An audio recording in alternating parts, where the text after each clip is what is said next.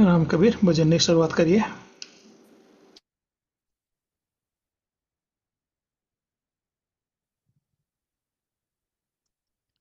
सौने राम कबीर।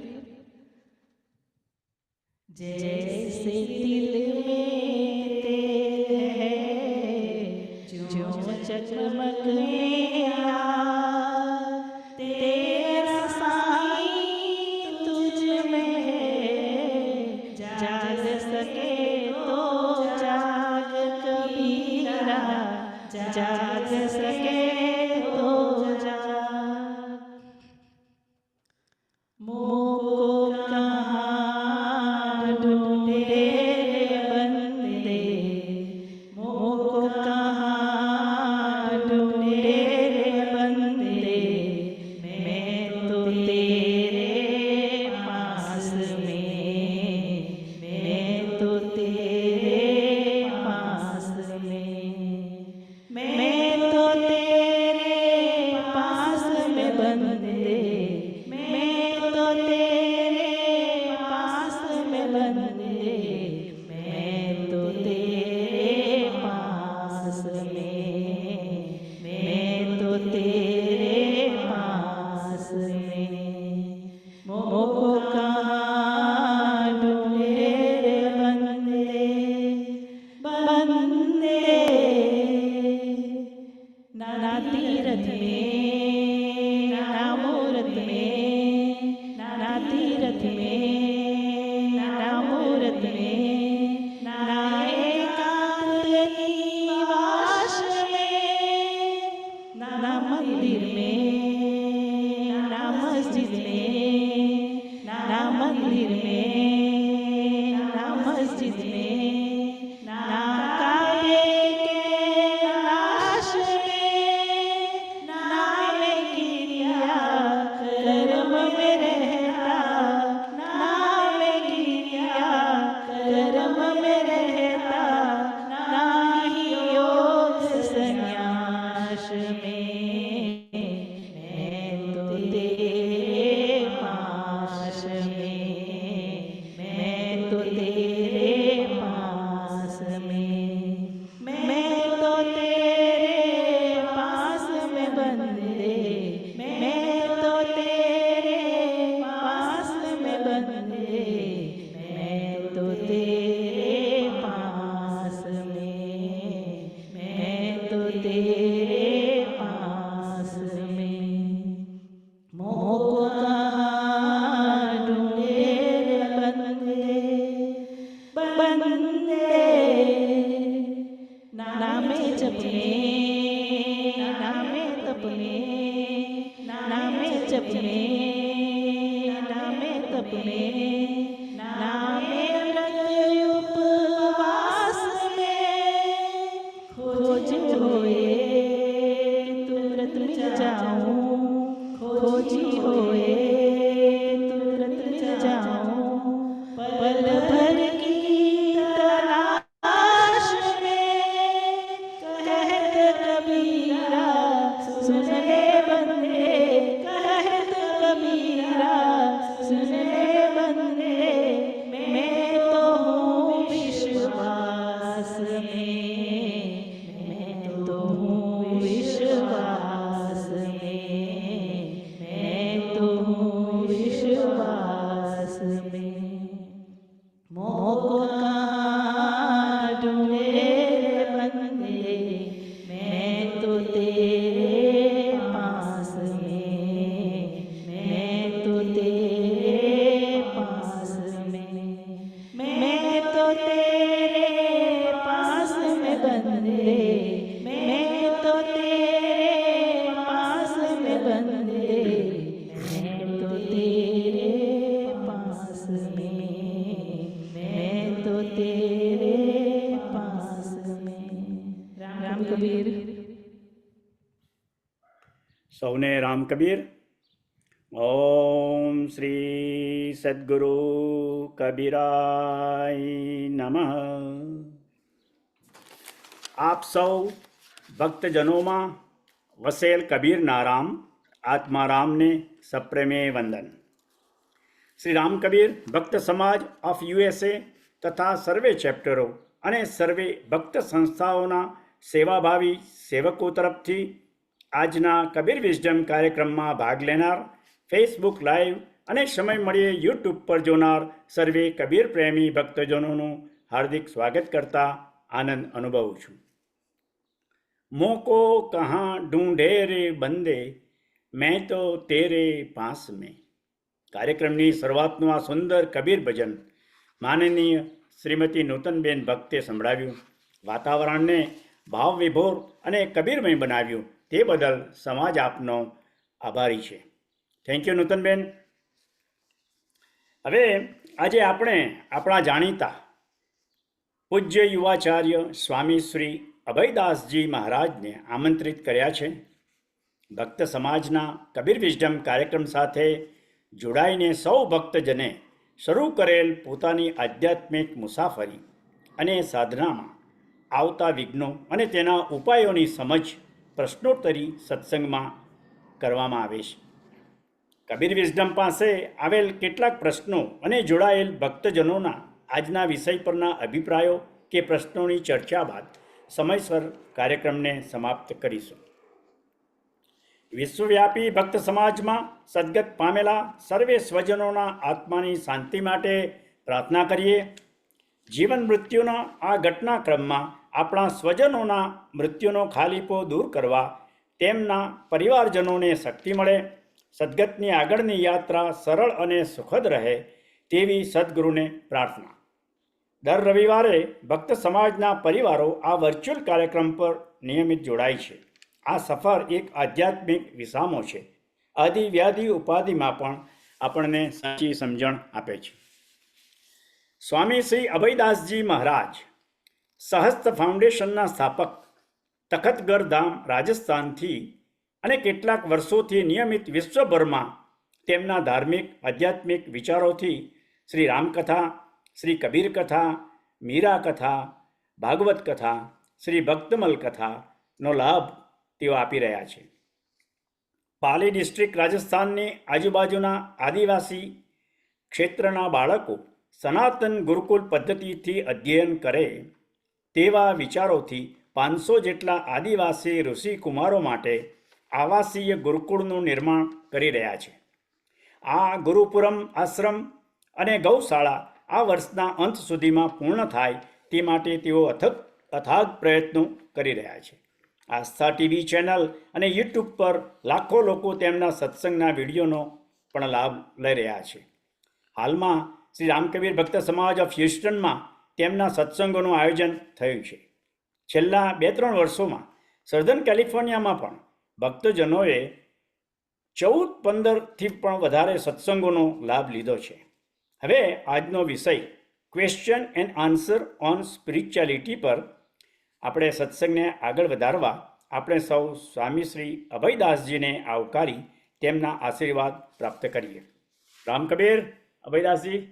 રામ કબીર. સૌને મારા બહુ આશીર્વાદ. સૌ ભક્તોને મારી હૃદયની અંતર જ્યોતિથી બહુ લોકોને સદા બધા લોકોને खूब सारा राम कबीर. और आज प्रफुल्ल भाई और आप सब लोग फिर से लगभग 1 वर्ष के बाद 1 वर्ष પછી આપ લોકો પાછા મળ્યા और મળ્યા भी સત્સંગના માટે જ મળ્યા. सत्संग बहुत आवश्यक है क्योंकि जहाँ सत्य की चर्चा होती है वही सत्संग है. जहाँ सच्चे लोगों का संग मिल जाए वही सत्संग है. और उसी सत्संग में करीब 1 वर्ष के बाद मुझे फिर से आप लोगों के पास जूम कॉल के माध्यम से, पिछली बार जब मैं कैलिफोर्निया स्टेट में था और मेरा कार्यक्रम था तभी मैं आप लोगों के साथ संवाद स्थापित कर पाया था. पिछले 1 वर्ष से व्यस्त कार्यक्रमों के कारण मैं ऑनलाइन नहीं जुड़ पाया. इस बार भी जब मैं कैलिफोर्निया में था और प्रफुल्ल भाई का आग्रह हुआ कि इस संडे, तो उस संडे किसी कारण से नहीं जुड़ पाया, लेकिन आज के दिन ये योग बना कि हम सभी लोग संवाद पुनः स्थापित करें और इस यात्रा को फिर आगे बढ़ाएं, जिसमें आप लोगों ने बहुत प्रकार के प्रश्न सबके मन में उठते हैं. तरह तरह के प्रश्न आते रहते हैं. तो मैं चाहूंगा कि बिना समय को व्यर्थ किए हम सीधा प्रश्नोत्तरी संवाद की ओर आगे बढ़ते हैं और हर सवाल में ही मैं थोड़ा ब्रीफिंग भी कर दूंगा, तो आप लोगों को ज्यादा लाभ मिलेगा। पहला सवाल।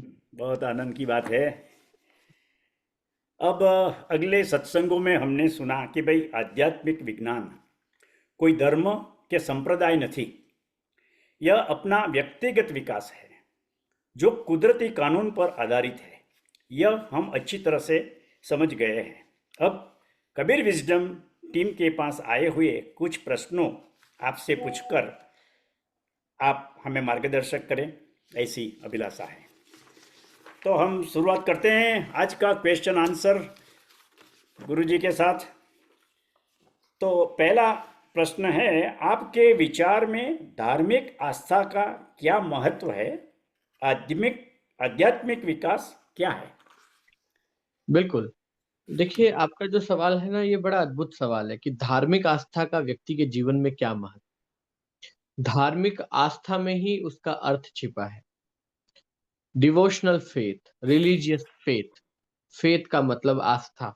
आस्था जहां समर्पण, जहां पर त्याग, जहां पर श्रद्धा। जहां श्रद्धा है अर्थात आस्था स्वयं ही वहां पर दर्शित होगी। गीता में तो इसमें बहुत स्पष्ट लिखा है, श्रद्धावान लभते ज्ञानम तत्परः संयतेन्द्रियः ज्ञानम लब्ध्वा पराम शांतिम चिरेणाधिगच्छति। मतलब श्रद्धा वाला और इंद्रियों को वश में करने वाला साधक ही ज्ञान प्राप्त करता है, नहीं तो इस दुनिया में कोई ज्ञान प्राप्त नहीं कर सकता। श्रद्धा सबसे पहली शर्त है, अर्थात आस्था। हमारे मन में अगर आस्था नहीं है और हम इंद्रियों को वश में करना नहीं जानते हैं, तो हम ज्ञान प्राप्त करने के लायक बिल्कुल भी नहीं। और जो ये रास्ते से ज्ञान प्राप्त करता है, वो ही शीघ्र यानी जल्द से जल्द वो परम शांति को प्राप्त कर ले।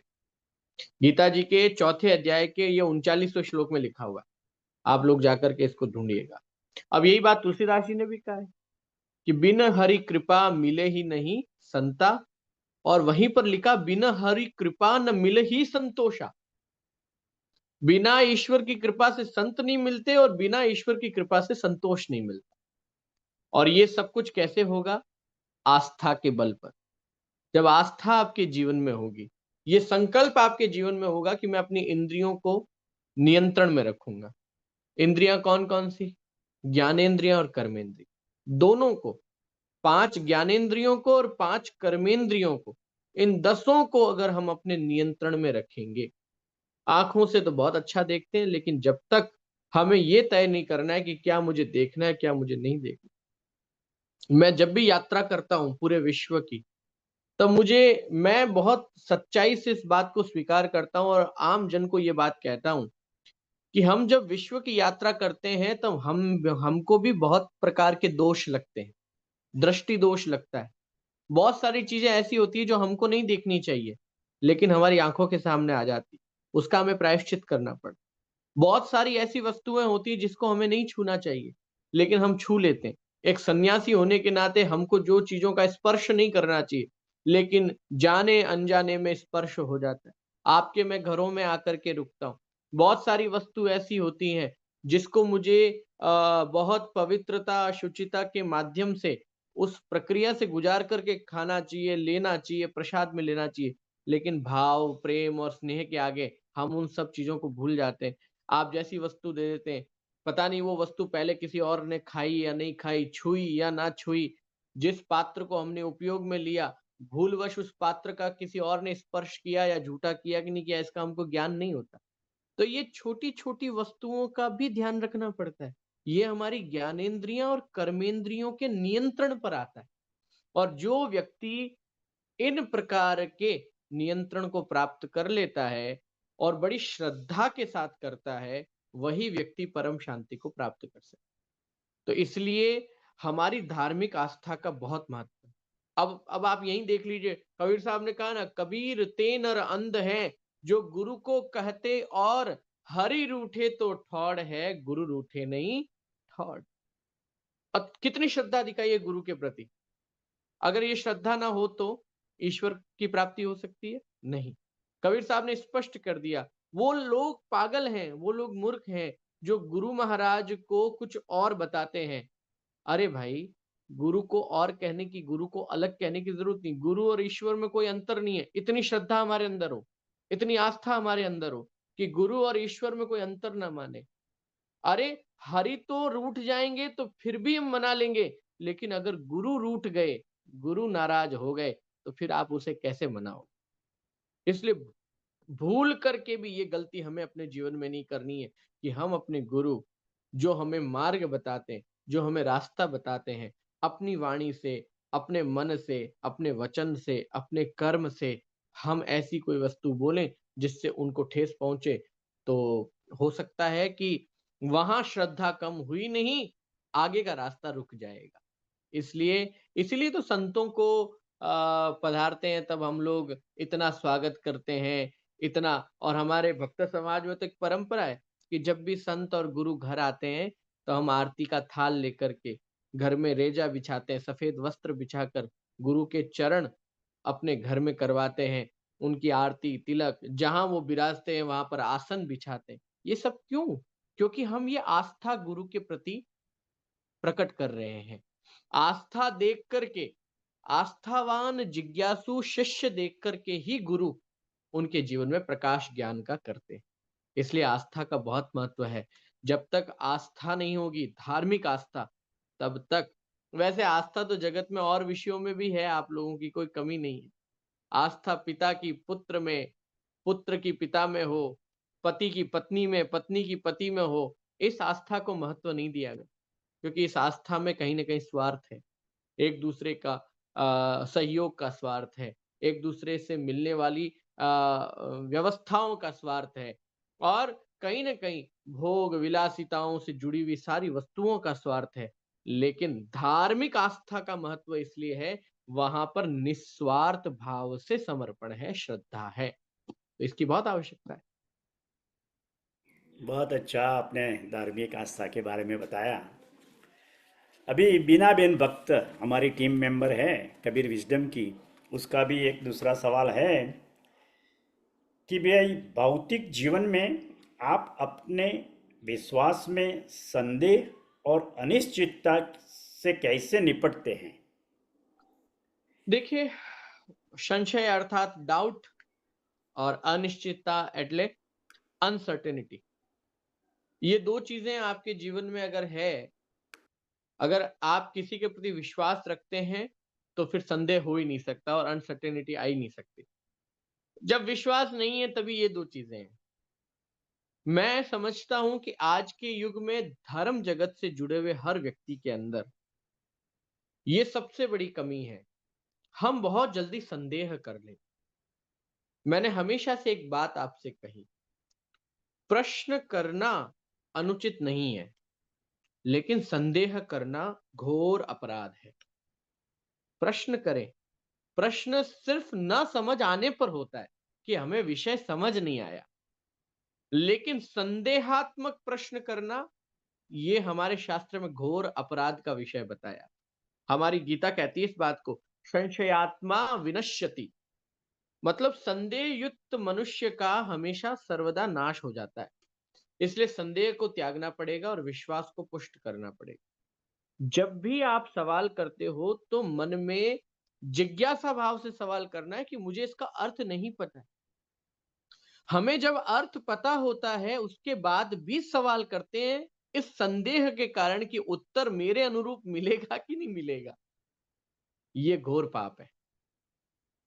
ये धर्म की विधा में सर्वनाश करने वाला है, और आज के समय में इसको हम कुतर्क की भाषा में भी उपयोग में लेते हैं। इसलिए हमेशा ध्यान रखो, विश्वास है वहां पर अगर असमझ है, मतलब जिसके प्रति हमारे, जैसे हमारे सामने कोई गुरु बैठा है, हमें विश्वास है कि ये जो कहेंगे वो सत्य ही कहेंगे, गलत नहीं कहेंगे, ये तो होता है विश्वास। फिर अगर कोई वस्तु गुरु ने बताई, उनकी भाषा में, उनके समझाने के तरीके में हमको कोई अंतर लगा कि नहीं, हमें समझ नहीं आया, तो हम फिर से कह सकते हैं कि गुरुदेव हमें ये बात समझ नहीं आई, इसको स्पष्ट करिए, थोड़ा और विस्तार से बताइए, अलग तरीके से समझाने का प्रयास करिए। इसमें शुद्ध भाव प्रकट होता है। लेकिन जिस सवाल का उत्तर हम पहले से जानते हैं, फिर भी वो सवाल हमारे अनुरूप स्वामी जी उत्तर देंगे कि नहीं देंगे, ऐसा अगर पूछने के भाव से पूछा जाएगा तो वहां पर संदेह दिखेगा, और संदेह जहां पर है वहां पर धर्म नहीं, आध्यात्म नहीं, आस्था नहीं, श्रद्धा नहीं, समर्पण नहीं और त्याग नहीं, किसी का कोई स्थान नहीं। इसलिए संदेह को त्याग दो, कभी संदेह मत करो अपने गुरु के विचारों पर, अपने संतों के विचारों पर। गुरु का मतलब सिर्फ जो दीक्षा देता है वही गुरु थोड़ी है। जो दीक्षा देते हैं उसको हमने सदगुरु का पद दिया है कि भाई उन्होंने नाम दान दिया, नाम की दीक्षा दी। लेकिन ध्यान रखो, गुरु चाहे जो भी हो, सन्यासी हो, सन्यासी ना भी हो, गृहस्थ भी गुरु हो सकता है, कोई भी गुरु हो, गुरु के सामने जब बैठो तब पूर्ण विश्वास के साथ बैठो, पूर्ण समर्पण के साथ बैठो, और उनके सामने थोड़ा सा आप ये भाव दिखाओ। कैसा भाव? जिसमें हम ये दिखा सकें कि प्रभु जी, हम आपके सामने बड़ी श्रद्धा और समर्पण के साथ बैठे हैं, हमें आपसे ज्ञान प्राप्त करना है। तुलसीदास जी भी कहते हैं, भय बिनु होई न प्रीति। जब तक भगवान का भय नहीं और भक्ति नहीं, तब तक संदेह हमारे जीवन से हट नहीं सकता, हम स्थिर नहीं हो सकते। इसलिए भय की भी आवश्यकता है। हाँ, ये बात को भूलना मत। भय किस बात का?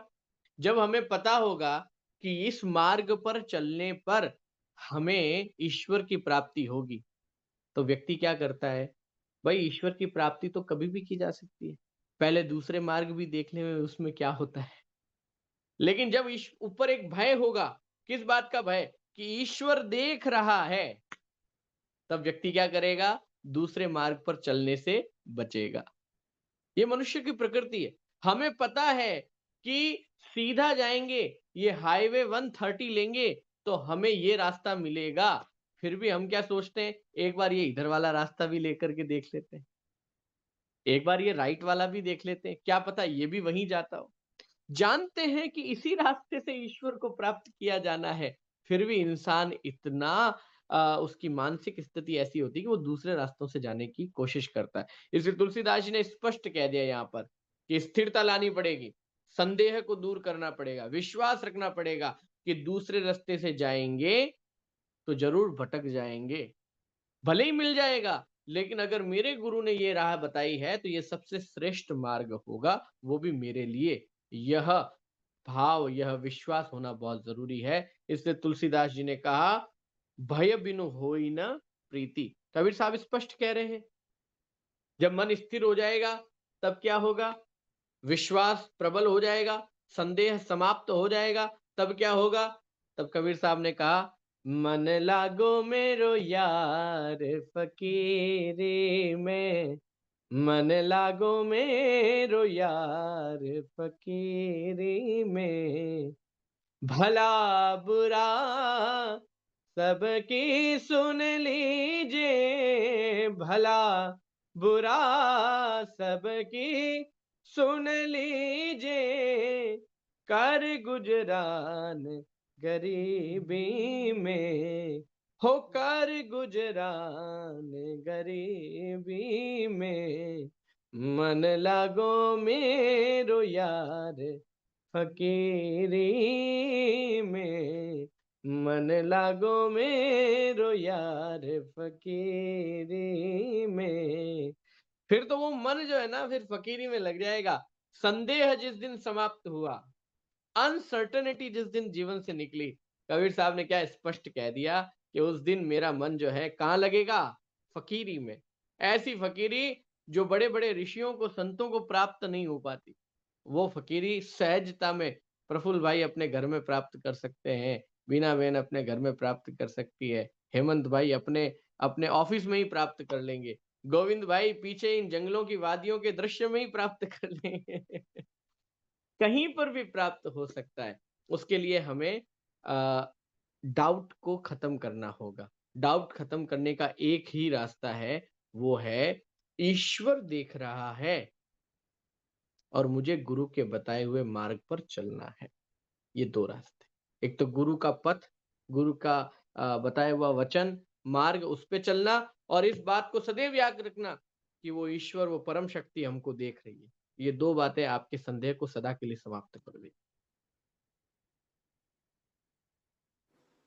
सच्ची बात है गुरुजी। हम भी सदगुरु के भजन बहुत आनंद से उमंग से गाते हैं, समझते हैं, और जीवन में हम भी उसको अपनाने का प्रयत्न कर रहे हैं। हम्म। Thank you. अभी दूसरा सवाल है कि भाई, क्या हमारी परिस्थितियाँ चाहे जैसी भी हो, हम आनंद से जीवन जी सकते हैं? जी, बिल्कुल आपका सवाल बहुत उचित है। हमारी परिस्थितियां या तो अच्छी होंगी या बुरी होंगी, और ये परिस्थितियां प्रकृति जन्य से भी ज्यादा मनुष्य के अपने स्वभाव से स्वभावजन्य है। अर्थात प्रकृति की आपदा के कारण या प्रकृति में होने वाले परिवर्तन के कारण अगर कोई समस्याएं हमारे कंफर्ट के अगेंस्ट हैं, वो समस्याएं इतनी बड़ी समस्याएं नहीं है जितनी हमारे मन के कारण जो समस्याएं उत्पन्न होती हैं। जो मन के अनुरूप होती हैं वो हमें समस्या नहीं लगती, जो मन के अनुरूप नहीं होती वो हमें समस्या लगती। तो विषय ये है कि समस्या नहीं, विषय ये है कि कौन सा आपके मन के अनुरूप है और कौन सा आपके मन के अनुरूप नहीं है। इसलिए गीता में इस बात को, भगवत गीता में स्पष्ट किया गया है, योगस्थः कुरु कर्माणि संगम त्यक्त्वा धनंजय सिद्ध्य सिद्ध्यो समो भूत्वा समत्वम योग उच्यते। भगवान ने अर्जुन को कहा कि भाई योग में स्थित होकर सबको समभाव से देख करके काम करो। सफलता और असफलता में अगर आपके मन में समता है, यही योग है। योग योग किसे कहते हैं? देखो, शारीरिक योग की बात अलग है। असली योग क्या है, जिसे हम कहते हैं भक्ति योग, क्या है? कि सफलता और असफलता दोनों में समभाव। चाहे मुझे सफलता मिले जीवन में तो भी मैं प्रसन्न रहूंगा, चाहे असफलता मिले तो भी मैं प्रसन्न रहूंगा। कैसे होगा? मैं सरल कर देता हूं, आप लोगों को बड़ा आसान होगा ये जान करके। जब मैं सफल होऊंगा तब मैं प्रसन्न क्यों होऊंगा? क्योंकि मैंने जो तय किया था उसे पूर्ण किया। जब मैं असफल होऊंगा तब ये स्वीकार करूंगा कि जो मुझसे आगे था, जो मुझसे पहले सफल हुआ, जो रेस में मुझसे आगे था, जिसने पहले जीत हासिल की, वो मुझसे ज्यादा योग्य था। यह स्वीकार करना। आदमी अपनी योग्यता को स्वीकार नहीं करता। अगर मैं नंबर 2 पे आया हूं तो I have to accept it कि आई एम ऑन नंबर 2। और अगर जो ये स्वीकार कर लेता है, वो कभी भी अस्थिर नहीं हो पाता, वो जीवन में हमेशा आनंद में रहता है। परिस्थितियां चाहे कुछ भी हो, चाहे मैं जीता चाहे मैं हारा, मन के हारे हार है, मन के जीते जीत। कबीर साहब ने कहा ना कि ये सारी जीत और हार हमारे मन की है। गीता भी इस बात को कह रही है, भगवान कृष्ण भी इस बात को कह रहे हैं, भगवान राम ने रामचरितमानस में बार बार इस बात की कही है, जैसी जिसकी भावना तैसो ही फल पाओ। अगर आपके मन में भावना है कि नहीं नहीं नहीं नहीं, मैं तो डिजर्व करता था कि मैं नंबर 1 हूं, अरे भाई आप इस भूल में हो। नंबर 1 होते तो जीत जाते। आप नंबर 1 नहीं हो भाई। आपको एक्सेप्ट करना पड़ेगा कि आपकी कैपेसिटी नंबर 2 की है, नंबर 3 की है, नंबर 4 की है, नंबर 5 की है। आदमी दुखी इस बात से ही तो है। मैं इतनी मेहनत कर रहा हूं फिर भी मुझे मुझे 4 स्टोरी, 3 स्टोरी, 2 स्टोरी हाउस नहीं मिल रहा। मैं इतनी मेहनत कर रहा हूं फिर भी मेरे पास में महंगी वाली रॉल्स रॉयस कार नहीं है, मेरे पास लेक्सस नहीं है, मेरे पास बेंटली नहीं है। मैं इतनी मेहनत कर रहा हूं, मेरे बच्चे हार्वर्ड में नहीं पढ़ पा रहे, इतनी फीस देने का पैसा नहीं है मेरे। ये सब कुछ करते रहोगे, कभी कभी इस सोच का कोई अंत नहीं है। भाइयों, इस बात को स्वीकार कर लो कि आप जहां पर हो यही आपकी सबसे श्रेष्ठ स्थिति है। इससे आगे भी श्रेष्ठ होना होगा, हो जाएगा। पर आज मैं जो कुछ भी हूं, मैं सबसे श्रेष्ठ हूं। मेरी जो बेस्ट से बेस्ट स्थिति हो सकती थी वो आज मेरी है। इस बात को एक्सेप्ट नहीं करते हैं हम लोग। जब तक एक्सेप्ट नहीं करेंगे जीवन में ये परम आनंद आएगा कहां से? इसलिए कबीर साहब ने क्या कहा? दुख में सुमिरन सब करे, सुख में करे न कोई। जो सुख में सुमिरन करे, तो दुख काहे को होए। अब होता क्या है, व्यक्ति जब दुख पड़ता है तब तो ईश्वर को याद करता है। अरे भाई, तो सुख और दुख दोनों में ईश्वर को लगातार याद करता रहता, जाप करता रहता, तो कभी दुख तुम्हारे जीवन में है, इस प्रकार का स्वभाव तुम्हें महसूस ही नहीं होता। ऐसा भाव तुम्हें कभी लगता ही नहीं। होता क्या है, व्यक्ति दुख के समय तो ईश्वर की माला फेरता है, अंधेरा दिखते जय हनुमान ज्ञान गुण सागर, जय कपीश तिहु लोक उजागर। हाँ, जैसे भूत सारे उसी के ऊपर गिरने वाले। हाँ, अंधेरा आते ही हनुमान चालीसा याद आती है, और वैसे हनुमान जी की तरफ देखता भी नहीं। हनुमान जी बेचारे इंतजार करते रहते हैं कि भाई तू मेरे पास आ, कभी हमारा भी नाम ले। लेकिन होता क्या है, व्यक्ति सिर्फ स्वार्थ पड़ने पर ईश्वर के पास जाता है। एक बार एक आदमी हनुमान जी के पास गया और हनुमान जी को कहने लगा, भाई हनुमान जी, जीवन में सब आनंद है, बस शादी होने वाली है तो अच्छा सूट बूट मेरे पास नहीं है, भगवान कृपा करके मुझे सूट बूट दे दो। हनुमान जी तुरंत प्रकट हुए और हनुमान जी कहने लगे, भाई तू गलत जगह आ गया, मैं तो खुद लंगोट में घूम रहा हूं, मेरे पास सूट कहाँ। ये भाई, लंगोट में घूमने वाले के पास तुम सूट बूट मांग रहे हो, सूट बूट वाले भगवान दूसरे हैं। इसलिए हम लोगों को विचार करना है कि हम छोटे छोटे कार्यों के लिए ईश्वर के सामने जाकर के खड़े हो जाए। अरे आप अपने जीवन की परिस्थितियों को ऐसा बनाओ कि हर समय जाप निरंतर चलता है। जो सुख में सुमिरन करे तो दुख काहे का हो। जब हमारे पास सब कुछ अच्छा चल रहा है, तब भी अगर आपके जीवन में भजन चल रहा है, इसका अर्थ है कि आप सच्चे आध्यात्मिक मार्गी हो। सुख आने पर ईश्वर का भजन, यही तो हो रहा है अमेरिका में। भूलना मत इस बात को, मेरे से कुछ छुपा हुआ नहीं है, मैं तो सबकी स्थितियां जानता हूं। अमेरिका में यही हो रहा है, जिसके पास अधिक धन आ जाता है, वैभव आ जाता है, वो परमात्मा से उतना ही दूर चला जाता है। वीकेंड पे उनके लिए पार्टियां महत्वपूर्ण है। वीकेंड पे उनके पास में खेल कूदना, हंसना, गाना बजाना महत्वपूर्ण है, क्योंकि उनके पास इतना वैभव आ गया। जिस समय में इतना पैसा नहीं था, इतना कंफर्ट नहीं था, खुद बिजी थे, दिन रात धंधे में लगे हुए थे, उस दिन कम से कम 2 बार भगवान के मंदिर के सामने जाकर के आरती पूजा पाठ तो कर रहे थे। आज जीवन में सब मौज मस्ती आ गई, खूब आनंद हो गया, इतना पैसा आ गया, घर घर का कोई किस्त भरना नहीं है, होटल भी फ्री हो गई, सब कुछ मौज हो गया, तो अब जेब में पैसा आ गया। पैसा आ गया तो अब रविवार को कबीर विजडम में आने को हमारे पास टाइम नहीं है। अब पैसा आ गया तो हमारे पास में प्रफुल्ल भाई से बात करने को टाइम नहीं है। क्यों? क्योंकि प्रफुल्ल भाई के पास जाएंगे तो कबीर विजडम में ज्ञान की बात सुनाएंगे और ज्यादा ज्ञान दिमाग में बैठता नहीं है। पैसा आने के बाद में अब व्यक्ति के पास धर्म नहीं बचा। अब कर्म में क्या बचा है? मौज मस्ती, आनंद, घूमना फिरना, मौज करना। मैं देख रहा हूं, मैंने पहले दिन से लेकर के आज तक 3 साल की यात्रा में एक चीज सबसे ज्यादा यहाँ पर अमेरिका में बहुत दुखद महसूस की। लोगों के मन में ये भाव है कि अभी तो बापू आए थे, अभी तो सत्संग हुई थी। अरे भाई, सत्संग तो हर दिन मिले तो कम पड़ती है। आप सत्संग को कैलकुलेशन में तोल रहे हो। मुझे बहुत दुख होता है। अभी यहाँ ह्यूस्टन में कथा चल रही थी तो एक माता जी आके बोली, बापू आप तो पिछले साल आए थे ना। मैंने कहा हाँ आया था। हाँ, आपकी सत्संग बहुत अच्छी लगी थी। मैंने कहा अच्छी बात है, अच्छी लगी थी, तो अब कहना क्या चाहते? कि बस आपसे तो पिछली बार ज्ञान ले लिया, इस बार तो किसी और से ज्ञान लेते तो ठीक रहता। ज्ञान का भी चेहरा बन रहा है, ज्ञान की मूर्त बन रही है, ज्ञान के लिए व्यक्ति हो गया है। सत्संग के लिए हमने तय कर दिया है कि सत्संग साल में एक ही बार मिले तो अच्छा है। विचार करना पड़ेगा भाइयों। सत्संग तो हर दिन मिले तो अच्छा है, सत्संग तो हर सप्ताह मिले तो अच्छा है, सत्संग हर महीने मिले तो अच्छा है। क्योंकि सत्संग है कहाँ, ये सत्संग जीवन में नहीं था, इसलिए तो हमारे लिए प्रायोरिटी में क्या आ गया।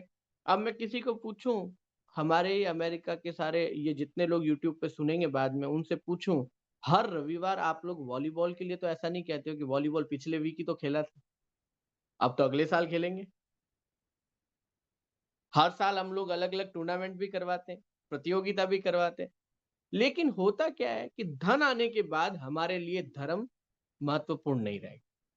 भाइयों, धर्म से ज्यादा धर्म को महत्वता दीजिए, धन से ज्यादा धर्म को महत्वता। धन तो चलता रहेगा, धर्म नहीं होगा तो आपके आने वाली पीढ़ी को लेकर के मुझे बहुत चिंता है। मैं अमेरिका में देखता हूँ, प्रणाम करने वाली पीढ़ियां खत्म हो रही है, हाय हेलो करने वाली पीढ़ियां बढ़ती जा रही। हमको देखते हैं जब आपके बच्चे तब कहते हैं हाय, हम भी हाय कर लेते हैं, लेकिन मन में कहते हैं हाय हाय क्या हो गया है मेरे भारत के इन नौजवानों को, इनके खून में अभी भी भारतीय संस्कार है कि नहीं, इसको लेकर के बड़ी चिंता होती। तो ये हाय हाय करने वाली पीढ़ी को देखते हैं तो दुख होता है। उन्हें भी सत्संग से जोड़ो, उन्हें कोशिश करके कबीर विजडम में लाओ। उन्हें आप कबीर विजडम में नहीं ला पा रहे हैं तो समझ लीजिएगा कि धन का महत्व बढ़ रहा है, धर्म का महत्व घट रहा है। मैं तो वैसे भी सच्ची बात कहने के लिए जाना जाता हूँ। सत्य कहूँगा, चाहे लोग मुझे पसंद करें ना करें, पर मैं सत्य पर अडिग रहूँगा। और सत्य यही है, धन का प्रभाव बढ़ रहा है, धर्म का प्रभाव घट रहा है। इसी कारण से हम लोगों के जीवन में परम आनंद पूर्ण रूप से जा रहा है। हमारी परिस्थितियां विपरीत होती जा रही हैं। इस बात का ध्यान रखें। બરાબર, તમે ચેતવણી આપી અમને. थैंक यू गुरुजी. अभी बीनाबेन का लास्ट क्वेश्चन है क्षमा के ऊपर, तो वो खुद आपको पूछेगी. बीनाबेन आओ.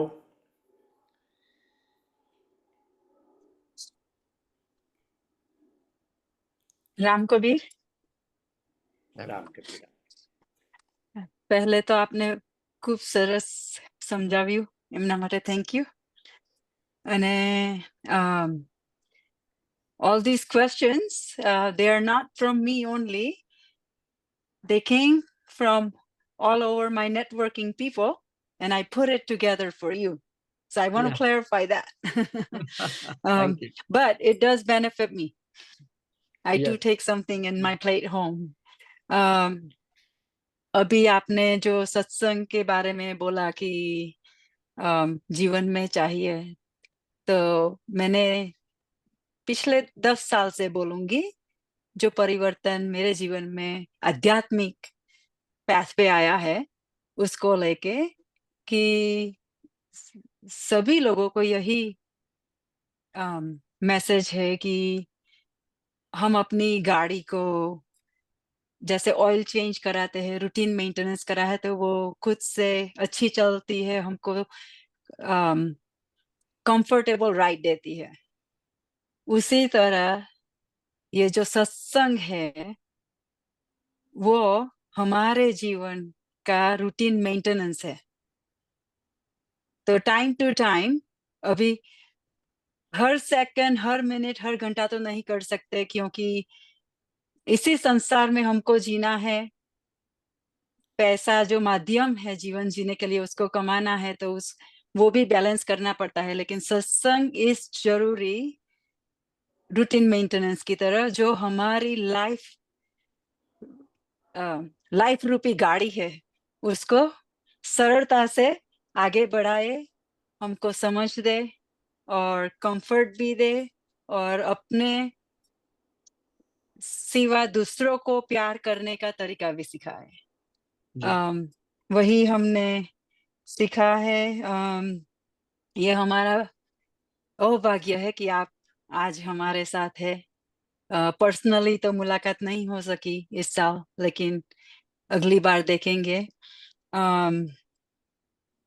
द लास्ट वन क्षमा पे है। जैसे कभी क्या होता है कि हम खुद से ज्यादा और चीजों और लोगों पे बहुत सारा ध्यान देते हैं। जैसे हम देखते हैं grass is always green on the other side, right? Mountain always looks beautiful from far. So what role does forgiveness play in your spiritual journey? आपकी आध्यात्मिक यात्रा में क्षमा की क्या भूमिका है? मेरे जीवन में तो क्षमा की बहुत बड़ी भूमिका ये है कि अगर मेरे गुरु मुझे क्षमा न करते तो आज स्वामी अभयदास अमेरिका में बैठकर ह्यूस्टन में सत्संग न कर रहा होता और आप लोगों के सामने जूम पर ज्ञान की बड़ी-बड़ी बातें इधर-उधर की न कर रहा होता। मेरे गुरु ने मुझे बार-बार क्षमा किया। मेरी हर गलती पर क्षमा करके मुझे अगला मार्ग बताया। क्योंकि गलतियां ही इंसान को पूर्ण बनाती है।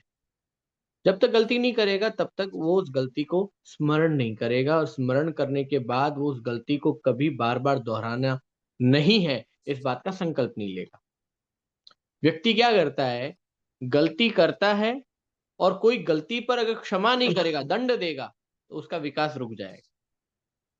इसलिए अपने बालकों की या स्वयं की गलतियों पर दंड मत दो, क्षमा करो और आगे बढ़ो।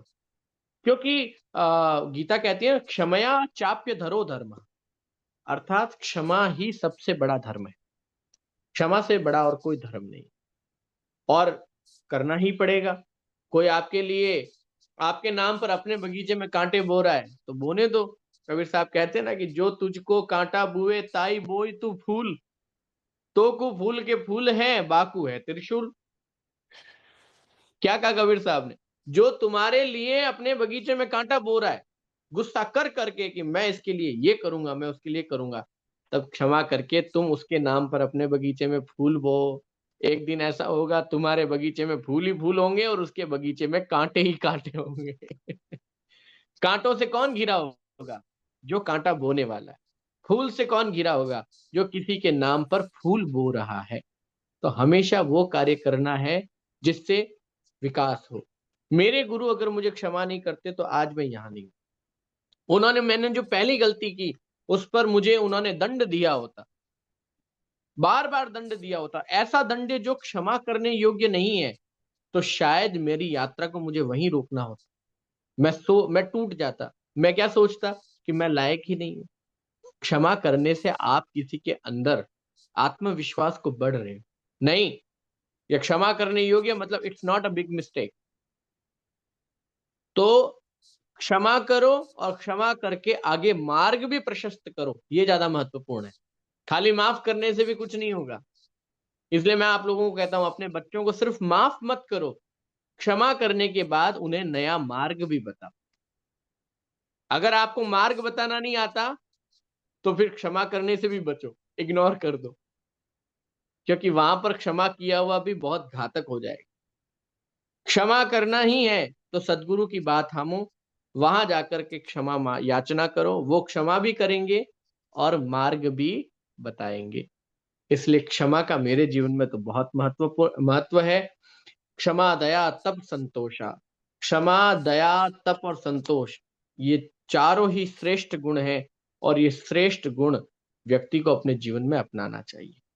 इसलिए क्षमा भी हो और दया भी हो। मन में दया नहीं है, दया विहीन समाज में देख रहा हूं। और इसलिए मैं तो मैं खुद अपना व्यक्तिगत बताता हूं, मुझे बहुत सारी वस्तुएं ऐसी भी एक्सपीरियंस करने को मिलती है कि अगर मैं क्षमा भाव मन में ना रखूं तो शायद मैं वहां पर वापस पैर भी ना धर पाऊं। बहुत सारी जगह मैं जाता हूं, ऐसे एक्सपीरियंस होते हैं कि मन में लगता है कि मैं किसके लिए कर रहा हूं, लेकिन फिर भी मैं बार बार जाता हूं। लोग गलतियां करने से नहीं थकते, तो मैं क्षमा करने से क्यों थकूं। इस भाव से मैं यात्रा करूं कि जो जितनी गलतियां करेंगे करते रहे, मैं उतना ही क्षमा करता रहूं। एक दिन तो जीत क्षमा करने वाली। इसी भाव से हमें आगे चलना। अगर हम ये मन में दुख लेकर के बैठे कि हम माफ कर रहे हैं, अगला तो कभी हमारे पर विचार ही नहीं कर रहा, तो इसका कोई अंत नहीं है। इसमें दुख, इस दुख में आपको दुख ही मिलने वाला, सुख कभी नहीं मिलने वाला। सुखी रहना चाहते हो, प्रसन्न रहना चाहते हो, क्षमा बड़न को चाहिए छोटन को। इसलिए क्षमा तो बड़न को चाहिए, जो बड़ा होगा वो क्षमा करेगा। इसलिए आपका बड़ा होना आपके क्षमा भाव को दर्शाता है और आपका क्षमा भाव आपके बड़प्पन को दर्शाता है। इसलिए मेरे जीवन में तो इसका बहुत महत्व है। जो क्षमा करेगा वो आगे बढ़ेगा, वो ऊंचा जाएगा, वो श्रेष्ठ पद को प्राप्त होगा। इसलिए मेरी ये जो वैश्विक यात्रा है, मैं भारत के अंदर, मैं आप लोगों को आज स्पष्ट कर दूं, बहुत व्यस्त रहता हूं। जो जो मुझे भारत में मेरे साथ रहा है, आप में से भी कभी आप भारत आओगे और मेरे साथ एक दिन भी बिताओगे, आपको पता चलेगा कि 18-18, 19-19 घंटे लगातार मैं यात्राओं में, मंच पर या मंच के बाद गाड़ी में लगातार एक स्थान से दूसरे स्थान यात्राओं पर रहता हूँ। और इतना कार्य है करने को भारत में कि जिसकी कोई सीमा नहीं। जैसा अभी प्रफुल्ल भाई ने बताया था, आदिवासी बच्चों के लिए मैं अपना पूरा जीवन समर्पित कर चुका हूँ। और हमने ये तय कर लिया है कि भारत में अब धर्मांतरण नहीं होने देंगे। कोई भी आदिवासी बच्चे को पैसे के लोभ में उसका धर्म नहीं परिवर्तित करेंगे। और दुख की बात भी आज आपसे बता दूं, भारत हो चाहे अमेरिका हो चाहे कहीं पर भी हो, मैंने एक चीज नोटिस की सनातन धर्म में, मंदिर को लेकर के जितनी हमारे मन में भावना है उतना गुरुकुल को लेकर के नहीं है। जब मैं मंदिर की बात करता हूं तब आदमी 100 रुपए की जगह 200 रुपए देता है, 200 की जगह 500 देता है, 500 की जगह 1000 रुपया दान करता है। जब मैं गुरुकुल की बात करता हूं तो 100 रुपए की जगह व्यक्ति 10 रुपया देता है। अर्थात दान में गुरुकुल सबसे श्रेष्ठ है, क्योंकि हम मानव जाति, मानव सभ्यता और किसी धर्म की मूल आस्था को समाप्त करने वाली उस सोच को समाप्त करने के लिए और अपने धना सनातन धर्म के बालकों को सनातन धर्मी बनाने के लिए जो कार्य कर रहे हैं, उसमें कोई इस कार्य में सहयोग करने में समझ नहीं रहा। भारत में मुझे बहुत कष्ट हो रहा है इस बात। मुझे बड़ा अभिमान था कि भारत में जब मैं ऐसा कार्य करूंगा तो लोग बड़ा तेजी से जुड़ेंगे, लेकिन नहीं। अगर मैं गुरुकुल की जगह मंदिर बनाता तो मुझे इतना संघर्ष नहीं पड़ता, लेकिन आज गुरुकुल बना रहा हूं तो संघर्ष मुझे लग रहा है, भारत में बड़ा संघर्ष हो रहा है। तो मैं आप सभी लोगों से प्रार्थना करूंगा, आप लोग भी भारत के अंदर गुरुकुल बनाने पर जोर दें, अमेरिका में भी गुरुकुल बनाने पर जोर दें। और ये बहुत आवश्यक है, आज नहीं तो 10 साल बाद, 10 साल बाद नहीं तो 20 साल बाद आप सब लोगों को स्वामी अभयदास की ये बात याद आएगी। और मैं जीवित रहा तो मेरे ये विचार आप लोगों के दिमाग में जरूर घूमेंगे, और ना भी रहा तो भी ये विचार आप लोगों को याद आएंगे कि स्वामी जी सही कह रहे थे कि गुरुकुल के बिना हमारे आने वाली पीढ़ी के संस्कार समूल नष्ट होते जा रहे हैं। गुरुकुल की हमें परम आवश्यकता है। आप सभी लोग, मैंने पिछली बार भी एक निवेदन किया था, आगे भी निवेदन है, मैं जब भी अमेरिका आऊं मेरा ट्रिप बनता है, आप लोग एक ट्रिप ऐसा बनाएं जिसमें भक्ता समाज के बच्चों के लिए संस्कार शिविर का आयोजन करें। मैं बार बार इसका निवेदन कर चुका हूं, ऐसा आप लोग जरूर करें। जब भी मेरे आने की सूचना मिले, आप लोग सामूहिक तौर पर एक ऐसा आयोजन करें जिसमें भक्ता समाज के सारे बच्चे, पूरे अमेरिका के, यूनाइटेड स्टेट के बच्चे, जैसे आप लोग क्रिकेट प्रतियोगिता के लिए पूरे देश के लोग ऑस्टिन में इकट्ठा हुए इस वक्त, वॉलीबॉल की प्रतियोगिता के लिए पूरे देश के लोग एक जगह एकत्रित होते हैं, और कहीं पिकनिक मनाना होता है तब पूरे देश के लोग एक जगह इकट्ठे हो जाते हैं। मदर्स डे मनाना होता है तब आप लोग एकत्रित हो जाते हैं। ग्रेजुएशन पार्टी करनी होती है तब आप लोग एक जगह एकत्रित हो जाते हैं। कुछ भी एनिवर्सरी का प्रोग्राम भी होता है तब भी एक जगह हो जाते हैं। कम से कम अपने बच्चों के भविष्य के लिए तो एक जगह आ जाइए। कम से कम कोशिश करिए कि जब भी मैं अमेरिका आऊं, एक संस्कार शिविर भक्ता समाज के पूरे अमेरिका का बालकों का एक जगह होना चाहिए। पिछली बार मुझे सब लोगों ने प्रॉमिस किया था कि गुरुजी अगली बार आप आएंगे तो हम क्रूज पर बच्चों को आपके साथ लेके जाएंगे। उस बात पर किसी ने कोई अमल नहीं किया, किसी ने चिंतन नहीं किया। इसलिए मैं कहता हूं कि ये गलत दिशा में जा रहे हैं, हमें इसको ठीक करना पड़ेगा। हमें अपने बच्चों के भविष्य के लिए, मैं भारत में चिंता आदिवासी बच्चों की कर रहा हूँ। अगर मैं उन सेठ साहूकारों की और धनाढ्य सेठों के बच्चों की चिंता करता और उनके लिए गुरुकुल बनाता तो जरूर सेठ जी लोग पैसा देते, पर वो आदिवासी बच्चे तो उनके कुछ नहीं लगते, उसके लिए लोग डोनेशन देने में समझते नहीं। वैसे ही आप लोगों से निवेदन है, आप लोग कुछ दें ना दें उससे कोई फर्क नहीं पड़ता, कार्य तो ईश्वर ने किया है वो पूर्ण होगा। पर मुझे फर्क इस बात से पड़ता है कि आपकी आने वाली पीढ़ियां, अगर आप लोग संस्कार शिविर आयोजित नहीं करवाओगे तो वो समूल नष्ट हो जाएगी, वो धर्म के बारे में कुछ नहीं जानेगी, वो हाय हेलो ही करती रह जाएगी। वो आपको भी हाय हेलो ही करेगी, और थोड़ा बड़ा होने के बाद तो फिर आपको भी, परिवार को भी हाय हेलो करके उड़ जाएगी। फिर वो आपको, पिता को पिता या माँ को माँ कहने से भी दूरी बना लेंगे। इस बात का सभी ध्यान रखें। अगली बार मैं जब आऊं तो 2-3 महीने पहले मैंने ग्रुप तो बना ही रखे हैं, आप सब लगभग काफी प्रमुख लोग मेरे कोर ग्रुप में बने हुए हैं जिसमें मेरे कार्यक्रम की जानकारी मिलती है। मैं बार बार भारत से छोड़कर इतने व्यस्त शेड्यूल से मैं यहाँ अमेरिका इसलिए ही आता हूँ, आपकी आने वाली पीढ़ी, आपके बच्चे मुझे देखें। आपके घर जब मेरा पगमंडन होता है, चरण मंडन होता है, तब मैं आपके 10, 20, 50 डॉलर के लिए नहीं आता हूँ आपके घर। घर आता हूँ आपके बच्चे मुझे देखें, वो देखें कि एक साधु संत कैसे होते हैं। वो देखें कि उनको आपके घर जब आते हैं तब कैसे उनकी पूजा, पाठ, भजन कैसे उनके माध्यम से सत्संग होता है। वो मुझसे बात करेंगे तो दोस्ती होगी तभी तो वो बातों-बातों में ही धर्म को जानेंगे। ये बहुत आवश्यक है। आप सबसे निवेदन है, आप सब बड़े-बुजुर्ग हैं भक्ता समाज के, अगली बार जैसे आप लोग ये लाखों रुपए, हज़ारों रुपए खर्च करके क्रिकेट टूर्नामेंट करवाते हैं, वॉलीबॉल टूर्नामेंट करवाते हैं, पिकनिक मनाते हैं, घूमने जाते हैं, सब कुछ करते हैं। बस अपने आने वाली पीढ़ी के लिए संस्कार शिविर का ही आयोजन नहीं कर सकते हैं, तो फिर चिंता का विषय है कि समाज किस दिशा में जाएगा, किस दिशा में जाना चाहिए। मुझे तो सब लोग कहते हैं गुरुजी आप इतना स्पष्ट बोलते हैं, कठोर बोलते हैं, लोगों को अच्छा नहीं लगता है। तो मैंने कहा भई अच्छा लगे नहीं लगे, कबीर साहब को भी जब बोलते थे तब गालियाँ बहुत पड़ती थी, लोग पसंद नहीं करते थे। लेकिन आज आप जैसे भक्त लोग उनकी बात को मानते ही हैं। तो हो सकता है कि मेरे जीते जी लोग मुझे पसंद ना करें, मेरे मरने के बाद करें, लेकिन पसंद करेंगे। जब मेरे विचारों पर उनको सत्यता नज़र आएगी, तो ज़रूर पसंद करेंगे। बस इन्हीं भावों के साथ आज मैंने सभी सवालों के जवाब देने का प्रयास किया। आप सबके जीवन में ईश्वर खूब प्रगति लावे। इस बार तो मेरी यात्रा पूर्ण होने को है। अगली यात्रा अगस्त-सितंबर में रहेगी, वो भी उधर रहेगी। इस कोर्स में रहेगी और उसके बाद अगले साल मैं फिर जब भी मई-जून में आऊँगा, तो आप लोगों से फिर भेंट होगी और मैं हर वर्ष आऊँगा। मैं अपने प्रयास से थकूँगा नहीं और किसी प्रकार के प्रयास में कमी नहीं रखूँगा।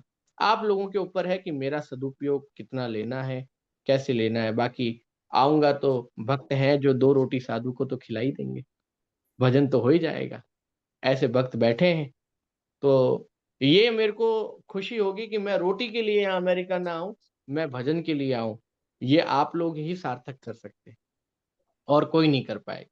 तो संस्कार शिविर का आयोजन अगले वर्ष हो, इसकी योजना बनाएँ, थोड़ा पैसा खर्च होगा, जेब से खर्च होगा क्योंकि बच्चों को भोजन कराना पड़ेगा, बच्चों को किसी एक हॉल में बुक करके रखना पड़ेगा, किसी एक होटल में बच्चों के लिए रूम बुक करने पड़ेंगे। बड़े होटल 200-300 कमरे वाला होटल बुक करना पड़ेगा, उन सारे बच्चों को एक जगह लाना पड़ेगा, पाठ्यक्रम निर्धारित करना पड़ेगा, पूरे 3 दिन तक बच्चे मेरे साथ रहेंगे, तो खर्चा तो होगा, लेकिन वो खर्चा आपके बच्चों के भविष्य के लिए होगा। इस बात का आप सभी ध्यान रखें। इन्हीं भावों के साथ आप सबके जीवन में मंगल कामना। सर्वे भवन्तु सुखिनः, सर्वे सन्तु निरामया, सर्वे भद्राणि पश्यन्तु मा कश्चित् दुःखभाग् भवेत्। ओम शांति। साहेब बंदगी। સાહેબ राम બંદગી कबीर। साहेब અમરદાસજી बंदगी। સાહેબ કડવી દવા ओके પ્રેમથી તમે અમને પાવ છો અને અમારી જે ચિંતા છે ભક્ત નવી પેઢી માટેની તે તમે કરો છો બહુ આનંદની વાત છે. હવે અમારી ફરજ છે કે ભાઈ આપણી આવતી નવી પેઢીને પણ આપણે આ આધ્યાત્મિક જ્ઞાન વિજ્ઞાનની વાતો એમના સુધી પહોંચે અને ગુરુજી આપણા માધ્યમ છે તો એ માટેના પ્રયત્નો આપણે હવે ચાલુ કરીશું. બીના तो बच्चों को तो डेफिनेटली कहेवत છે ને કુમરૂ ઝાડને જેમ વારે તેમ વળાય. तो बच्चों को ग्रूम करने से पहले माता पिता का आध्यात्मिक विकास बहुत जरूरी है. आप संतों का तो आध्यात्मिक विकास ऑलरेडी है, तभी तो आप हमको गाइड कर रहे हैं. तो कलयुग के माता पिता का आध्यात्मिक विकास करने के लिए आपका क्या सुझाव है? देखो माता पिता का विकास आध्यात्मिक संतों की सन्निधि, सत्संग, शास्त्र का अध्ययन और दूसरा अच्छे लोगों का मार्गदर्शन और कबीर विजडम जैसे माध्यम और प्लेटफॉर्म पर उनको जुड़ना चाहिए. देखो अमेरिका में मुझे लगता है हर रविवार हर संडे होने वाले इस प्रोग्राम की जितनी सराहना की जाए उतनी कम है. ये जितने भी लोग हैं 2, 4, 5, 7 लोग लेकर के इस कार्यक्रम को चल रहे हैं. मैं देखता हूँ कि 15-20 लोगों से ज्यादा ऑनलाइन जुड़ते नहीं है, बहुत कम जुड़ते हैं। कभी कभी ऐसा अवसर आता है जब 30-40 लोग जुड़ते हैं, पर उसमें भी नेतृत्व करने वाले आप 5-7 लोगों को मैं बहुत बहुत साधुवाद देता हूँ। आप लोगों की जितनी प्रशंसा की जाए उतनी कम है। यही कार्यक्रमों के माध्यम से ये कलयुग में जो आज के माता पिता हैं, जो अपने बच्चों के सामने स्मोकिंग करने से नहीं डरते, जो अपने बच्चों के सामने शराब की बोतल पीने से नहीं डरते, जो अपने बच्चों के सामने चिकन मटन खाने से नहीं डरते, वो उन सबको ऐसी सब चीजें करने के बाद वो उन सब चीजों को लीगल कर रहे हैं उन बच्चों की आंखों के सामने। वैसे भी वो बच्चे स्कूल में उनके साथ पढ़ने वाले किसी बच्चे जो टिफिन खोल करके चिकन खाते हैं, तब उनको लगता है ये तो नॉर्मल चीज है, ये तो खाने की चीज है, खानी चाहिए। वैसे ही वो स्कूल में यही सब देख रहे हैं। लेकिन जब घर आकर के माँ को, पिता को देखते हैं कि पिताजी भी ऑमलेट खा रहे हैं, फटाफट गरम-गरम तवे के ऊपर अंडा तोड़ करके, जब पिताजी भी हांडी के अंदर चिकन पका रहे हैं, तो उनके उनको लगता है ये सब लीगल हो गया है और ये अमेरिका में बहुत तेजी से होता है। आपने जैसी बात कही उससे मुझे याद आया बीना जी, मुझे इस बार पता चला कि ये वॉलीबॉल हर संडे को होता है और इसमें इतने सारे एकत्रित क्यों होते हैं। मुझे तो इस बार अच्छे से पता चला कि वो तो वॉलीबॉल के नाम पर चिकन और दारू पीने के लिए जाते हैं। मुझे तो अब पता चला, तो मैं तो बड़ा टेंशन में आ गया। अरे राम! खेल के नाम पर ये तो स्वाद पूरा करने के लिए जा रहे हैं। खेल के नाम पर शराब, सारे नहीं, आई वांट टू क्लियर, सारे नहीं, लेकिन मोस्ट ऑफ देम। इसे भी भुलाना नहीं। अब इस सच को हमें मुंह पर कहना पड़ेगा। मैं तो साधु हूँ, मेरे तो कोई रिश्तेदारी है नहीं। प्रफुल्ल भाई तो डरते हुए ना बोले क्योंकि उनके रिश्तेदार हैं। किसको कहें? कल को कहेगा कि भाई मैं तो प्रफुल्ल भाई से रिश्ता तोड़ता हूँ क्योंकि वो तो पूरे समाज के सामने ऐसा बोलते हैं। मेरा तो किसी से कोई रिश्ता नहीं है भाई, मैं तो बोलूंगा ये हम गलत समझ हम सब समझ गए हैं बापू। अभी जो हमारे साथ जो अभी ये जूम पे जुड़े हैं, गोविंद जी है, हेमंत भाई है, दीपक भाई है, जितेश भाई है, को, कोई को किसी का प्रश्न है तो बापू, और हमारे पास थोड़ा समय बाकी है तो हम ले सकते हैं। बिल्कुल कोई भी आइए, सवाल पूछ। आओ दीपक भाई। अनम्यूट कर दो दीपक भाई। Ram Kabir Sanjay Ram Kabir Abhidas ji, Ram Kabir. I just want Ram to Kabir. थोड़ा सा ऐड करना है कि मतभेद होना जरूरी है, मन भेद होना नहीं चाहिए। जी तो अगर आप वॉलीबॉल के लिए सोशल मिलते हैं और आपको क्या करना है वो आपकी मर्जी है, लेकिन मिलने का दैट्स व्हाट नीडेड। मन वहां पे होना चाहिए। मतभेद मतलब आप क्या खाएंगे नहीं खाएंगे वो आपकी पर्सनल चॉइस है। या फ्री टू डू व्हाट जो भी करना है आपको। अगर संघ में आके अगर आपने छोड़ दिया तो उनके लिए अच्छा है कि ये जरूरी नहीं है जीने के लिए कि क्या आप खाए, ये आपकी पर्सनल चॉइस है। तो इतना ही बोलना है कि मनभेद नहीं होना चाहिए, मतभेद होना बहुत जरूरी है हेल्दी सोसाइटी के लिए। और उतना ही है। राम जी, बिल्कुल सही कहा दीपक जी ने। विचार भिन्न होंगे तो चलेगा, मन से हमारे मन में भेद नहीं होना चाहिए। हम सब एक हैं और मिलकर के एक नया संसार रचेंगे, यह बहुत आवश्यक है। और मैं तो गुरु हूँ, धर्म गुरु हूँ, साधु हूँ, तो इस नाते यही कहूंगा, हमारा आहार, विचार और व्यवहार तीनों ही शुद्ध होना चाहिए। खाना पीना शुद्ध हो, गलत खाना पीना छोड़ना ही पड़ेगा, ये बहुत आवश्यक है। ये तो साधु होने के नाते हम तो यही कहेंगे। बाकी आप सब लोग तो अपने रिश्तेदारी नाते निभाइए और जो कहना है उतना ही कहिए, जिससे बचना है उससे बचिए वो आपकी हेल्थ के लिए अच्छा है। आओ गोविंद जी।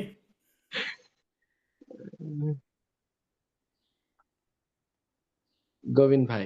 राम राम कबीर। कबीर। राम कबीर। आज अभय दास जी।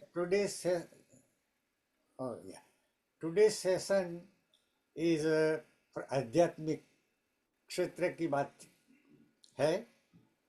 तो आध्यात्मिक क्षेत्र की बात में हम खुद के बारे में सोचना चाहते हैं कि भाई मैं how can I be peaceful, my life is peaceful. मैं किस तरह से आध्यात्मिक प्रगति करूं कि जिससे मेरा अंत अच्छा हो, कुदरत के साथ में मैं विलीन हो जाऊं। ये जी ये ये बात मैं चाहता हूं कि कबीर साहब ने जो बोला है कि आत्मज्ञान बिना नर भटके। कोई आ- मथुरा कोई काशी। हाँ, जो आत्मज्ञान हमें करना है तो इस इस जन्म में हम किस तरह से आत्मज्ञान प्राप्त करें और मुक्ति मिले। जब हमारा अंतःकरण शुद्ध होगा, चित्त, मन, बुद्धि और अहंकार, इनका नाश हो जाएगा। अहंकार का नाश हो जाएगा, बुद्धि पवित्र हो जाएगी, मन शुद्ध हो जाएगा और चित्त जो है वो पवित्र स्थिति में आ जाएगा। इन चीजों का पवित्रीकरण और अहंकार का नाश, अहंकार का नाश होते ही आत्मज्ञान होना आरंभ हो जाए और आत्मज्ञान होगा, यही आध्यात्मिक प्रगति है। कबीर साहब ने जब एक मिट्टी का घड़ा बनाने वाले कुम्हार को देखा, वो क्या कर रहा था, वो एक मिट्टी को सवेरे सवेरे खोद के उसको कूट रहा था, पीस रहा था, उसको मतलब पूरा चिकनी मिट्टी बनाने का प्रयास कर रहा था। तो कबीर साहब ने कहा इसको देख करके, माटी कहे कुमार से, तू क्या रोंदे मोए, एक दिन ऐसा आएगा मैं रोंदूंगी तोए। अहंकार का मर्दन कर दिया कि मिट्टी कुमार से कह रही है भाई तू आज मुझे ठोक पीट करके तैयार कर रहा है, लेकिन ध्यान रखना, अहंकार मत करना कि तू मटका बना रहा है, तू पात्र बना रहा है। वो पात्र बनाने वाला जगत पिता है, परमात्मा है। इस बात को हमेशा याद रखना। ये अहंकार का नाश हो जाएगा, क्योंकि व्यक्ति क्या करता है, ये सोचता है कि जो कुछ कर रहा हूं मैं कर रहा हूं। ये मैं करने का भाव अहंकार है, ये मैं करने का भाव माया है। ये सब कुछ मैंने बनाया है, ये सब कुछ मेरे द्वारा किया जा रहा है। ये जिस दिन नाश हो जाएगा, उस दिन आत्मज्ञान आरंभ हो जाए और आत्मज्ञान की यात्रा आरंभ होते ही आध्यात्म का विकास होना शुरू हो जाए। तो आध्यात्म का विकास मैं को समाप्त करने से होगा। इसलिए कहा ना, जब मैं था तब हरि नहीं, अब हरि है मैं ना आए। ठीक है, जब मैं था तब हरि नहीं है और अब हरि है तो मैं नहीं है। इस बात का विशेष ध्यान रखें। और इसके बारे में दूसरा बात है, संतो सहज समाधि भले। हम्म कबीर साहब ने बात बताई है। हम्म तो ये सहज समाधि की बात है, वो क्या बात है? मॉडर्न टेक्नोलॉजी से ध्यान करना दुनिया का सबसे मॉडर्न टेक्निक है।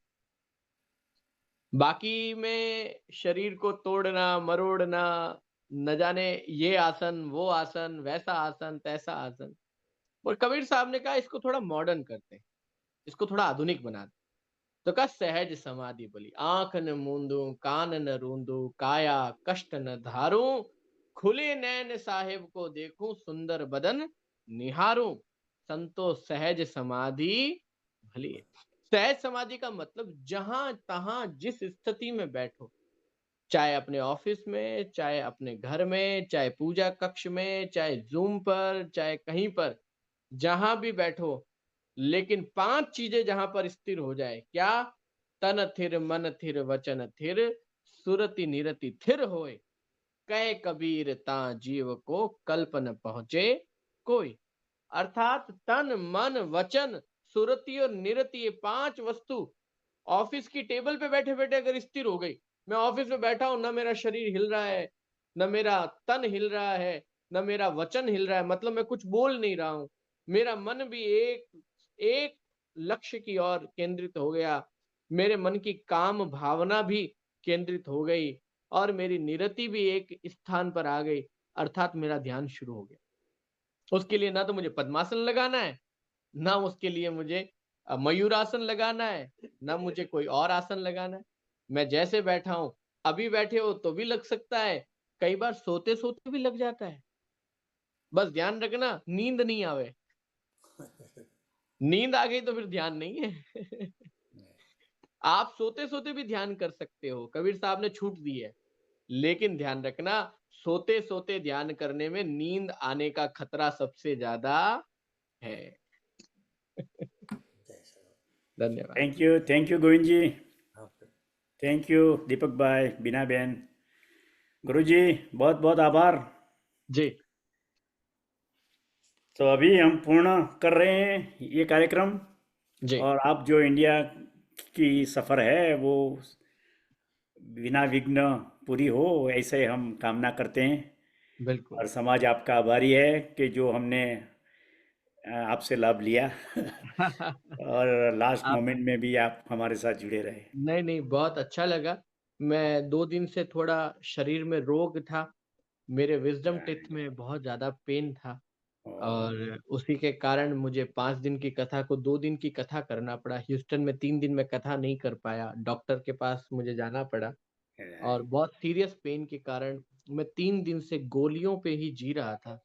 हैवी गोलियां लेनी पड़ी, लेकिन मेरा वचन दिया हुआ था आप लोगों को कि मुझे ठीक 12:30 बजे और आपके 10:30 बजे मुझे आप लोगों से जुड़ना था। देखिए, वचन बहुत महत्वपूर्ण होता है, और थैंक जो यू, वचन थैंक यू। मैंने आपसे दिया उसको निभाने के लिए मुझे आना ही था। ये मेरे लिए सबसे ज्यादा प्रायोरिटी में है, तो मैं आप लोगों बहुत के बहुत बीच आया। शुक्रिया। હવે આપણે આગલા હવે પછીના રવિવારે આપણી કબીર જયંતિ, સદગુરુને આપણે પ્રાર્થના કરવાનો દિવસ, એમનો જન્મદિવસ, તો બધા જોડાજો. આશાબેન ભક્ત ફ્રોમ સાન એન્ટોનિયો અને રીટાબેન ભક્ત બારડોલી, ભારત, તે આપણી સાથે જોડાઈને આ કબીર જયંતિનું સેલિબ્રેશન કરીશું. તો સમયસર બધાને આવવા વિનંતી છે. હરિઓમ. પૂર્ણ એ છે, પૂર્ણ આ છે, પૂર્ણથી તો પૂર્ણ ઉગ્યો છે બધું, પૂર્ણમાંથી પૂર્ણ આપી દો ભલે, શેષ પાછળ પૂર્ણ રહેવાનું સદા. ઓમ શાંતિ શાંતિ શાંતિ. રામ કબીર. राम कबीर। સૌને બહુ આશીર્વાદ.